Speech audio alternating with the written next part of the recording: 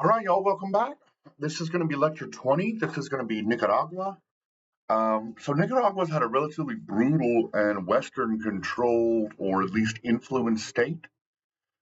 Basically, the British and the US competed for them for a very long time for territory in the hopes that they could build a canal, right? Where we eventually built the Panama Canal, they were thinking about building it in Nicaragua. It was shortly led by a U.S. citizen named William Walker in the 19th century, which I'm going to have to go and look up a little bit more about that, how that happened. After the Panama Canal was built, though, the U.S. was concerned that someone else would try to build a competing canal through Nicaragua. And so basically, they defended it pretty hard. And they tied themselves with the conservatives and stationed Marines in the country. Internal pressures forced the Marines out in 1933, and Augusto Sandino, the general who had defeated the Marines, took over, but then was almost immediately murdered by his own National Guard. And so General Somoza Garcia takes over, and the Somoza family rules for like the next 40 years. And they use three main tools, according to the book: control of the National Guard or the military, control and manipulation of the Liberal Party, and ties to the United States and funding from the United States. Um, Unfortunately, corruption was very extreme. And there was an earthquake in 1971 because they're right on a tectonic plate, as you'll also read in Costa Rica. There was an earthquake in 1971, and the state's response, the Somoza's response, was disastrous, and they stole millions and millions of dollars from sort of the disaster relief fund.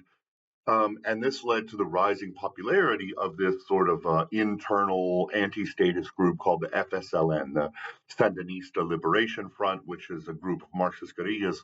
We'll call them the Sandinistas. So the opposition leader of the Sandinistas was murdered by the Somozas in 1978, and the situation starts to explode. There's civil war, there's violence. Jimmy Carter, the president of the United States in the late 70s, steps in and tries to calm the situation, but it does not work. And the Sandinistas force Somoza into exile in mid 1979, whereupon the Sandinistas take control of Nicaragua and start pushing sort of extreme Marxist rhetoric, extreme Marxist policies. They align themselves with the USSR and with Cuba. And at this time, Reagan comes in office, and Reagan is not having it. He basically completely flips U.S. policy. He supports the Contras, which are the anti-Sandinistas, right? Sort of the right-wing death squads. Um, the Sandinista leader, Daniel Ortega, wins in 1984, but he was a pretty piss poor president. The Contra War was weighing down the state. It was very expensive. There was a lot of economic mismanagement because of the sort of Marxist policies that were being put into place.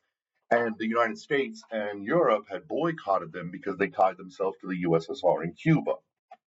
Um, in 1990, international monitors come in for the elections, and the Sandinistas win again, and Violeta Chamorro becomes the president.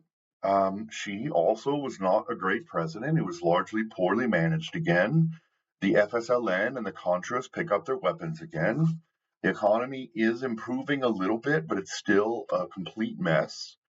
Um, and the system during this time is basically completely rife with turmoil, arrests of leaders, economic mismanagement, the weakening of courts and institutions.